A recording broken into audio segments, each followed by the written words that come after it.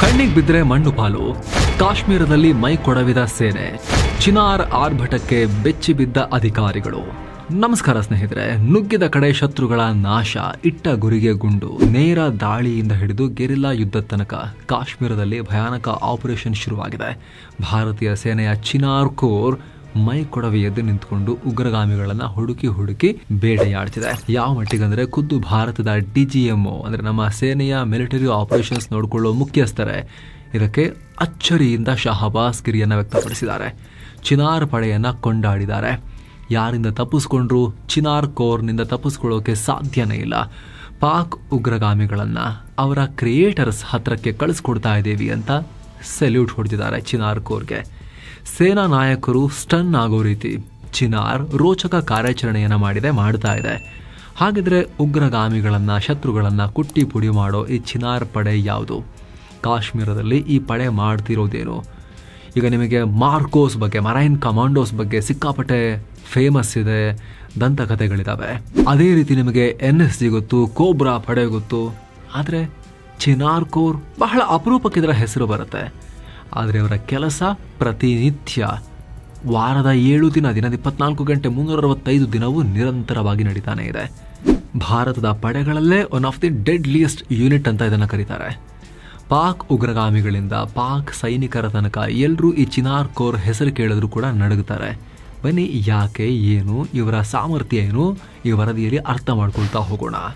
ಯಾವುದು ಈ ಚಿನಾರ್ ಕೋರ್? ಸ್ನೇಹಿತರೆ, ಕಾಶ್ಮೀರದಲ್ಲಿ ಪಾಕಿಸ್ತಾನದ ವಿರುದ್ಧ ಮಾಡಿದ ಯಾವುದೇ ಕಾರ್ಯಾಚರಣೆ ತಗೊಳ್ಳಿ, ಅಲ್ಲಿ ಜೋರಾಗಿ ಕೇಳಿಬರುವ ಹೆಸರು ಚಿನಾರ್ ಕೋರ್.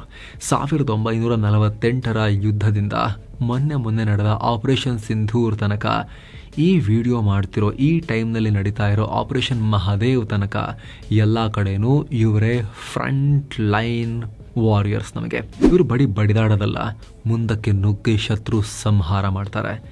ನೋಡೋದು, ಲಾಕ್ ಮಾಡೋದು, ಧ್ವಂಸ ಮಾಡೋದು, ಕೆಲಸ ಮುಗಿದ ತಕ್ಷಣ ಅಷ್ಟೇ ಶಾಂತವಾಗಿ ಟ್ರಕ್ ಹತ್ಕೊಂಡು ವಾಪಸ್ ಬರೋದು. ಪಕ್ಕಾ ಇಂಟೆಲಿಜೆನ್ಸ್ ಮಾಹಿತಿ, ಎಲ್ಲಿಗೆ ಬೇಕಾದರೂ ನುಗ್ಗಿ ಹೊಡೆಯೋ ಧೈರ್ಯ, ಮಿಂಚಿನಂತೆ ತಪ್ಪಿಸ್ಕೊಳ್ಳೋ ಕಲೆ, ಯಾವ ಸ್ಪೆಷಲ್ ಫೋರ್ಸಸ್ಗೂ ಕಮ್ಮಿ ಇಲ್ಲದ ರೀತಿ ಭಯಾನಕ ಟ್ರೈನಿಂಗ್ ಇವ್ರಿಗೂ ಕೂಡ ಆಗಿರುತ್ತೆ. ಅಷ್ಟೇ ಭಯಾನಕ ದಾಳಿಗಳನ್ನು ಕೂಡ ಕಂಡಕ್ಟ್ ಮಾಡ್ತಿದ್ದಾರೆ. ನೀವು ಮಹದೇವ ಪರ್ವತದಲ್ಲಿ ಪಹಲ್ಗಾಮ್ ಉಗ್ರಗಾಮಿಗಳನ್ನು ಮಲಗದಲ್ಲೇ ಎಚ್ಚರ ಆಗ್ಲಿಕ್ಕೂ ಬಿಡದೆ ಶಾಶ್ವತ ನಿದ್ರೆಗೆ ಕಳಿಸಿದ್ದನ್ನು ನೀವು ನೋಡಿದ್ರಿ. ಈ ಆಪರೇಷನ್ ಅಲ್ಲಿ ಮುಂದಾಳತ್ವ ವಹಿಸಿದ್ದು ಇದೇ ಚಿನಾರ್ ಕೋರ್. ಈಗಲೂ ಕಾಶ್ಮೀರದಲ್ಲಿ ಉಗ್ರರ ವಿರುದ್ಧ ದೊಡ್ಡ ಮಟ್ಟದಲ್ಲಿ ಕಾರ್ಯಾಚರಣೆ ನಡೆಸ್ತಾನೆ ಇದ್ದಾರೆ. ಮೊದಲಿಗೆ ಇವರ ಸ್ಥಾಪನೆ ಬಗ್ಗೆ ಹೇಳಿ, ಆಮೇಲೆ ಇವರ ಕೆಲಸ ಹೇಗಿರುತ್ತೆ, ಯಾಕೆ ಇವರು ಭಾರತದ ಭದ್ರತೆಗಿರೋ ಇಂಪಾರ್ಟೆಂಟ್ ಪಿಲ್ಲರ್ಸ್ ಅಂತ ನಾವು ಆಮೇಲೆ ತಿಳ್ಕೊಳ್ತಾ ಹೋಗೋಣ. ಈ ಚಿನಾರ್ ಕೋರ್ ಭಾರತ ಇಂಡಿಪೆಂಡೆಂಟ್ ಆಗೋಕ್ಕೂ ಮುನ್ನ ಸ್ವತಂತ್ರ ಪೂರ್ವದಲ್ಲಿ 1916ರಲ್ಲೇ ಹುಟ್ಕೊಂಡಿತ್ತು. ಮೊದಲ ಮಹಾಯುದ್ಧ ಕಾಲದಲ್ಲಿ ಬ್ರಿಟಿಷರು ಇದನ್ನು ಹುಟ್ಟುಹಾಕಿದ್ರು. ಇದರ ಹೆಡ್ ಕ್ವಾರ್ಟರ್ ಕೂಡ ಇವತ್ತಿನ ಈಜಿಪ್ಟ್ನಲ್ಲಿತ್ತು, ಇಲ್ಲಿರಲಿಲ್ಲ ಭಾರತದಲ್ಲಿ. ಈಜಿಪ್ಟ್ ಮತ್ತು ಫ್ರಾನ್ಸ್ಗಳ ಪರವಾಗಿ ಹೋರಾಟ ಮಾಡೋಕೆ ಬ್ರಿಟಿಷ್ ಇಂಡಿಯನ್ ಆರ್ಮಿ ಇವ್ರನ್ನ ಅಲ್ಲಿ ನಿಯೋಜನೆ ಮಾಡಿತ್ತು. ಮೊದಲ ಮಹಾಯುದ್ಧ ಮುಗಿದ ಮೇಲೆ 1918ರಲ್ಲಿ ಬ್ರಿಟಿಷರು ಇದನ್ನು ಡಿಸಾಲ್ವ್ ಮಾಡಿದ್ರು, ವಿಸರ್ಜಿಸಿದ್ರು, ಬೇಡ ಇನ್ಮೇಲೆ ಅಂತ. ಆಮೇಲೆ ಮತ್ತೆ ಎರಡನೇ ಮಹಾಯುದ್ಧ ಬಂದಾಗ 1942ರಲ್ಲಿ ಮತ್ತೆ ಚಿನಾರ್ ಕೋರನ್ನು ರಚನೆ ಮಾಡಿದ್ರು. ಇಂಡೋನೇಷ್ಯಾ ಮೇಲೆ ಜಪಾನ್ ದಾಳಿ ಮಾಡಿದಾಗ ಅದನ್ನು ಹಿಮ್ಮೆಟ್ಟಿಸೋಕೆ ಬ್ರಿಟಿಷರು ಈ ಚಿನಾರ್ ಕೋರನ್ನು ಕಳಿಸಿದ್ರು. ಮಯನ್ಮಾರ್ನಲ್ಲೂ ಈ ಸೇನೆ ಕೆಲ ಕಾಲ ಬಡಿದಾಡಿತ್ತು.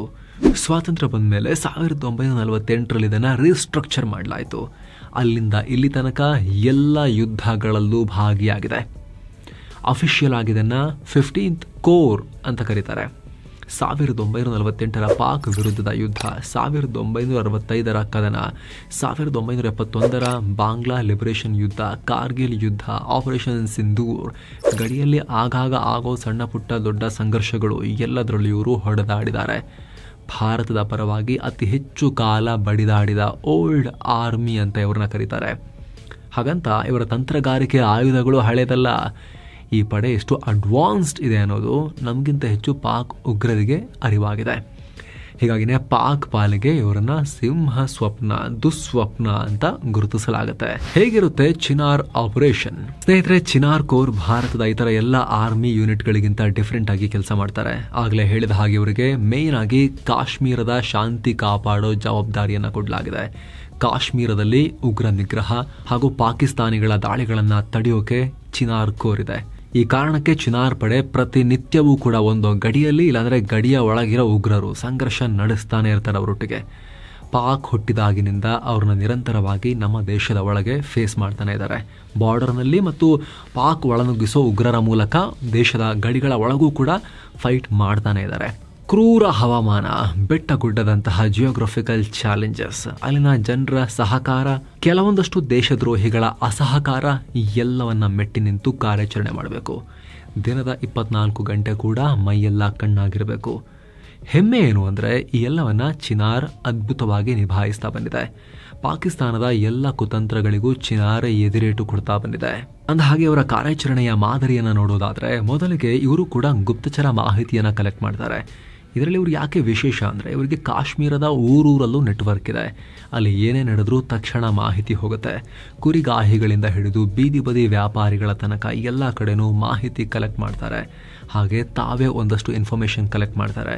ಡ್ರೋನ್ಗಳು, ಸ್ಯಾಟಲೈಟ್ ಚಿತ್ರಗಳು ಮತ್ತು ಮೊಬೈಲ್ ಸಿಗ್ನಲ್ ಟ್ರ್ಯಾಕಿಂಗ್ ಬಳಸಿ ಉಗ್ರರ ಸ್ಥಳ, ಓಡಾಟ ಎಲ್ಲವನ್ನ ಪತ್ತೆ ಹಚ್ತಾರೆ. ಆಮೇಲೆ ಉಗ್ರರು ತಂಗಿರೋ ಪ್ರದೇಶಗಳ ಮೇಲೆ ಡ್ರೋನ್ಗಳಿಂದ ನಿಗಾ ಇಡ್ತಾರೆ. ಕೆಲವೊಂದು ಸಲ ಈ ಪಡೆ ಸಿವಿಲ್ ಡ್ರೆಸ್ನಲ್ಲಿ ಸ್ಥಳಕ್ಕೆ ಹೋಗೋದು ಕೂಡ ಇದೆ. ಸಾಮಾನ್ಯರ ವೇಷ ಹಾಕಿ ಉಗ್ರರ ಚಲನೆಯನ್ನು, ಅವರ ಸಂಖ್ಯೆಯನ್ನು, ಅವರ ಕುತಂತ್ರವನ್ನು ಗಮನಿಸ್ತಾರೆ. ರಾತ್ರಿ ಟೈಮ್ನಲ್ಲಿ ಥರ್ಮಲ್ ಇಮೇಜಿಂಗ್ ಕ್ಯಾಮ್ರಾಗಳನ್ನು ಬಳಸಿ ಉಗ್ರಗಾಮಿಗಳನ್ನು ಪತ್ತೆ ಹಚ್ಚಲಾಗುತ್ತೆ. ಎಲ್ಲ ಸರಿ ಇದೆ, ಪಕ್ಕಾ ಮಾಹಿತಿ ಇದೆ ಅಂತ ಗೊತ್ತಾದ ಕೂಡಲೇ ಅಲ್ಲಿ ಆಪರೇಷನ್ ಲಾಂಚ್ ಆಗುತ್ತೆ. ವಿಶೇಷ ಆಯುಧ, ವಿಶೇಷ ಬಂದೂಕುಗಳ ಸಮೇತ ಚಿನಾರ್ ಪಡೆ ಎಂಟ್ರಿ ಆಗುತ್ತೆ. ಇಲ್ಲಿ ಇನ್ನೊಂದು ಇಂಪಾರ್ಟೆಂಟ್ ಸಂಗತಿ ಅಂದರೆ, ಇವರ ಸಂಖ್ಯೆ ಎಷ್ಟಿದೆ ಅನ್ನೋದು ಎಲ್ಲೂ ಕೂಡ ಅಫಿಷಿಯಲ್ ಮಾಹಿತಿ ಕೊಟ್ಟಿಲ್ಲ. ಆದರೆ ಇಡೀ ಕಾಶ್ಮೀರ ಕಣಿವೆಯನ್ನು ಇವರು ಜಾಲಾಡ್ತಾ ಇದ್ದಾರೆ. ಎಲ್ಲೇ ಉಗ್ರರ ಮೂಮೆಂಟ್ ಇದ್ರೂ ಕೂಡ ಮಿಂಚಿನ ವೇಗದಲ್ಲಿ ಪ್ರತ್ಯಕ್ಷ ಆಗ್ತಾರೆ. ಉಗ್ರರ ಅಡಗುದಾಣಗಳ ಮೇಲೆ ಎಲ್ಲ ದಿಕ್ಕಿನಿಂದ ಮುಗಿ ಬೀಳ್ತಾರೆ. ಇಂಥ ಸಂದರ್ಭದಲ್ಲಿ ಸಣ್ಣ ತಪ್ಪಾದರೂ ಕೂಡ ಭಾರಿ ಅನಾಹುತ ಆಗೋ ಚಾನ್ಸ್ ಇರುತ್ತೆ. ಯಾಕಂದರೆ ಉಗ್ರರು ಯಾವಾಗಲೂ ಕೂಡ ಎತ್ತರದ ಪ್ರದೇಶದಲ್ಲಿ ಕೂರೋ ಪ್ರಯತ್ನ ಮಾಡ್ತಾರೆ. ಸೈನಿಕರು ಬಂದರೂ ಕೂಡ ಅವರಿಗೆ ಮೇಲಿಂದ ಹಾನಿ ಮಾಡೋಕ್ಕೆ ಎಲ್ಲ ಪ್ಲಾನ್ ಮಾಡ್ಕೊಂಡಿರ್ತಾರೆ. ಹೀಗಾಗಿನೇ ಕಾಶ್ಮೀರಿ ವ್ಯಾಲಿಯ ಆಪರೇಷನ್ಗಳು ಜಗತ್ತಲ್ಲೇ ಅತ್ಯಂತ ಅಪಾಯಕಾರಿ ಆಪರೇಷನ್ಸ್. ಆದರೆ ಇಂಥ ಚಾಲೆಂಜಿಂಗ್ ಆಪರೇಷನ್ಗಳನ್ನು ಕೂಡ ಚಿನಾರ್ ಕೋರ್ ಅದ್ಭುತವಾಗಿ ಮಾಡಿ ಮುಗಿಸ್ತಾ ಇದೆ. ಇಷ್ಟು ಮಾತ್ರ ಅಲ್ಲ, ಇದು ಸೇನೆಯ ಎಲ್ಲ ಯೂನಿಟ್ಸ್ ಇದನ್ನು ಮಾಡ್ತಾರೆ. ಆದರೆ ಇವರು ರಹಸ್ಯ ಕಾರ್ಯಾಚರಣೆ ಮಾಡೋದ್ರಲ್ಲೂ ಕೂಡ ಎಕ್ಸ್ಪರ್ಟ್ಸ್ ಇದ್ದಾರೆ. ಈಗ ಆಪರೇಷನ್ ಮಹಾದೇವ್ ನೋಡಿ, ಉಗ್ರರು ವಾರಗಟ್ಟಲೆ ಅಲ್ಲಿದ್ದರು. ಕಳೆದ 14 ದಿನಗಳಿಂದ ಚಿನಾರ್ ಕೋರ್ ಇವ್ರ ಬಗ್ಗೆ ಮಾಹಿತಿ ಕಲೆ ಹಾಕಿತ್ತು. ಆದರೆ ಎಲ್ಲೂ ಲೀಕ್ ಮಾಡದೆ ಈ ಆಪರೇಷನ್ನ ರಹಸ್ಯವನ್ನು ಕಾಪಾಡಿಕೊಂಡಿದ್ದಾರೆ. ಅವರು ಮಲಗಿದ್ದಾಗ ಡ್ರೋನ್ ಮೂಲಕ ಸರ್ವೆಲೆನ್ಸ್ ಮಾಡಿ, ಓಕೆ ಹಾಗೆ ಮಲಗಿರಲಿ ಅಂಥೇಳಿ ಮಲಗದಲ್ಲಿಂದಲೇ ಅವ್ರನ್ನ ಶಾಶ್ವತ ಮಲಗುವಿಕೆಗೆ, ನಿದ್ದೆಗೆ ಜಾರೋ ರೀತಿಯಲ್ಲಿ ಮಾಡಿದ್ದಾರೆ. ಅಷ್ಟು ನಿಖರವಾಗಿ ಯಾವುದೇ ಪ್ರತಿಕ್ರಿಯೆಗೂ ಅವಕಾಶ ಕೊಡದೆ, ಯಾವುದೇ ಎನ್ಕೌಂಟರ್ನೂ ಆಗದೆ, ಅಂದರೆ ಯಾವುದೇ ಚಕಮಕಿಗೂ ಅವಕಾಶ ಕೊಡದೆ ಮುಗಿಸಿದ್ದಾರೆ. ಇದೊಂದೇ ಅಲ್ಲ, ಜಮ್ಮು ಕಾಶ್ಮೀರ ಪೊಲೀಸರ ಜೊತೆಗೆ ಸೇರಿ ಸಾಕಷ್ಟು ಅಪಾಯಕಾರಿ ಟಾಸ್ಕ್ಗಳನ್ನು ಕೂಡ ಮಾಡಿದ್ದಾರೆ. ಕಠಿಣ ತರಬೇತಿ, ಸ್ಪೆಷಲ್ ಕಮಾಂಡೋಸ್ ರೀತಿನೇ ಇವರಿಗೆ ಟ್ರೈನಿಂಗ್ ಆಗಿರುತ್ತೆ. ಗೆರಿಲ್ಲಾ ಮಾದರಿಯ ಯುದ್ಧ ಮಾಡೋ ಈ ಫೈಟರ್ಗಳಿಗೆ ಬೆಟ್ಟ, ಗುಡ್ಡ, ಹಿಮದಿಂದ ಹೊದ್ದಿರೋ ಎತ್ತರದ ಪರ್ವತ ಶಿಖರಗಳಲ್ಲೂ ಕೂಡ ಹೇಗೆ ಈ ಕಾರ್ಯಾಚರಣೆಗಳನ್ನು ಮಾಡಬೇಕು, ಅಲ್ಲಿ ಸರ್ವೈವ್ ಆಗೋದು ಹೇಗೆ, ಸರ್ವೈವ್ ಆಗಿ ಶತ್ರು ಮೇಲೆ ಮುಗಿ ಬೀಳೋದು ಹೇಗೆ, ಆ ಟ್ರೈನಿಂಗ್ ಆಗಿರುತ್ತೆ. ಲೋ ಆಕ್ಸಿಜನ್ ಲೆವೆಲ್ ಇರುತ್ತೆ. ಶಿಖರಗಳಲ್ಲಿ ಮೇಲಕ್ಕೆ ಹೋಗ್ತಾ ಹೋಗ್ತಾ ಆಮ್ಲಜನಕ ಕಮ್ಮಿ ಆಗುತ್ತೆ. ಮೈ ಕೊರೆಯೋ ಚಳಿ, ಅದನ್ನೆಲ್ಲ ಹೇಗೆ ಫೇಸ್ ಮಾಡಬೇಕು ಅನ್ನೋದರ ಟ್ರೈನಿಂಗ್ ಆಗಿರುತ್ತೆ. ಮಾನಸಿಕವಾಗಿ ಮತ್ತು ದೈಹಿಕವಾಗಿಯೂ ಅದಕ್ಕೆ ತಯಾರಿಯಾಗಿರುತ್ತೆ. ಕೆಲವೊಮ್ಮೆ ಏನೂ ಇಲ್ಲದೆ ಸಾಕಷ್ಟು ದಿನ ಉಳಿದು ಬಿಡುವ ಶಕ್ತಿ ಈ ಚಿನಾರ್ ಸೈನಿಕರಿಗಿದೆ, ಆಹಾರ ಇಲ್ಲದೇನೆ. ಆ ರೀತಿ ಇವ್ರನ್ನ ತರಬೇತಿ ಕೊಡಲಾಗಿರುತ್ತೆ. ರಾತ್ರಿ ವೇಳೆ ಲೋ ವಿಸಿಬಿಲಿಟಿ ಇದ್ದಾಗ ಹೇಗೆ ದಾಳಿ ಮಾಡಬೇಕು ಅಂತಲೂ ಟ್ರೈನಿಂಗ್ ಕೊಡಲಾಗಿದೆ. ಇನ್ನು ಇತ್ತೀಚೆಗಂತೂ ಇವರು ಹೆಚ್ಚಾಗಿ ಡ್ರೋನ್ ಬಳಸ್ತಾ ಇದ್ದಾರೆ. ಶತ್ರುಗಳ ಮಾಹಿತಿ ಕಲೆ ಹಾಕೋಕೆ, ಕಣ್ಗಾವಲು ನಡೆಸೋಕೆ ಡ್ರೋನ್ ಮತ್ತು ಇತರ ಸರ್ವೆಲೆನ್ಸ್ ಸಿಸ್ಟಮನ್ನು ಯೂಸ್ ಮಾಡ್ತಿದ್ದಾರೆ. ರಾತ್ರಿ ವೇಳೆ ಹೆಚ್ಚು ಕಾರ್ಯಾಚರಣೆ ನಡೆಸೋದ್ರಿಂದ ಅದಕ್ಕೆ ಬೇಕಾದ ನೈಟ್ ವಿಷನ್ ಎಕ್ವಿಪ್ಮೆಂಟ್ಸ್ ಕೂಡ ಹೊಂದಿದ್ದಾರೆ. ಜೊತೆಗೆ ಅನೇಕ ರೀತಿಯ ಹೈ ಪ್ರಿಸಿಷನ್ ಆಯುಧಗಳು, ಅತ್ಯಾಧುನಿಕ ಬಂದೂಕುಗಳು, ರಾಕೆಟ್ ಲಾಂಚರ್ಸ್, ಕೈಯಿಂದ ಎಸೆಯುವ ಆಧುನಿಕ ಸ್ಫೋಟಕಗಳು, ಹೀಗೆ ಎಲ್ಲ ಮಾಡ್ರನ್ ವಾರ್ಫೇರ್ಗೆ ಬೇಕಾದ ಎಕ್ವಿಪ್ಮೆಂಟ್ಸ್ ಇವರ ಹತ್ರ ಇದೆ. ಹೀಗಾಗಿನೇ ಇವರು ಆಪರೇಷನ್ ಜಾಗಕ್ಕೆ ಎಂಟ್ರಿ ಆದರು ಅಂದರೆ ಗುರಿ ಮಿಸ್ ಆಗೋಕ್ಕೆ ಚಾನ್ಸೇ ಇಲ್ಲ. ತಕ್ಷಣಕ್ಕೆ ಅಲ್ಲಿ ತಪ್ಪಿಸ್ಕೊಂಡ್ರೂ ಕೂಡ ಸಿಂಹದಂತೆ ಬೆನ್ನತ್ತಿ ಅಲ್ಲೇ ಬೇಟೆಯಾಡ್ಬಿಡ್ತಾರೆ. ಭಾರತದ ಭದ್ರತೆಯ ಪಿಲ್ಲರ್.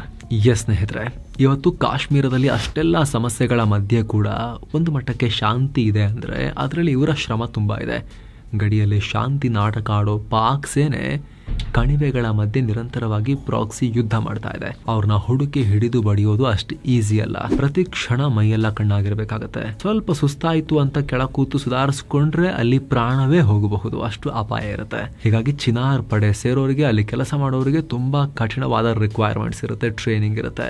ಕಾಶ್ಮೀರಿಗಳೊಂದಿಗೆ ಹೇಗಿರಬೇಕು, ಅಲ್ಲಿನ ಪರಿಸ್ಥಿತಿ ಏನು, ಉಗ್ರರ ಚಲನವಲನ ಹೇಗಿರ್ತವೆ, ಅವರ ಪ್ಲಾನ್ ಮತ್ತು ಎಕ್ಸಿಕ್ಯೂಷನ್ ಹೇಗಿರುತ್ತೆ, ಈ ಎಲ್ಲವನ್ನ ಕೂಡ ಅಂದ್ರೆ ಇವರ ಮಿಲಿಟರಿ ಟ್ರೈನಿಂಗ್ ಹೊರತುಪಡಿಸಿ ಉಗ್ರರ ಚಟುವಟಿಕೆ ಹೇಗಿರುತ್ತೆ, ಉಗ್ರಗಾಮಿಗಳನ್ನ ಅರ್ಥ ಮಾಡಿಕೊಂಡು ಅವರು ಕಾರ್ಯಾಚರಣೆ ಹೇಗೆ ಮಾಡಬಹುದು ಅನ್ನೋದನ್ನ ನಾವು ಹೇಗೆ ಮುಂಚೆನೆ ಅರ್ಥ ಮಾಡ್ಕೊಂಡಿರಬೇಕು, ಅದೆಲ್ಲವನ್ನ ಹೇಳ್ಕೊಡ್ಲಾಗುತ್ತೆ. ಯುದ್ಧದ ಜೊತೆಗೆ ಪ್ರಾಕೃತಿಕ ವಿಕೋಪಗಳಾದಾಗಲೂ ಕೂಡ ಪ್ರಾಣದ ಹಂಗನ್ನ ತೊರೆದು ಇವರು ಕೆಲಸ ಮಾಡಿದ್ದಾರೆ. ಇವರ ಹೆಡ್ ಕ್ವಾರ್ಟರ್ ಇರೋದು ಶ್ರೀನಗರದಲ್ಲಿ, ಜಮ್ಮು ಕಾಶ್ಮೀರದ ಶ್ರೀನಗರದಲ್ಲಿ, ಬಾರಾಮುಲ್ಲಾ ಮತ್ತು ಕುಪ್ವಾರದಲ್ಲಿ ಇವರ ಡಿವಿಷನ್ಸ್ ಇವೆ.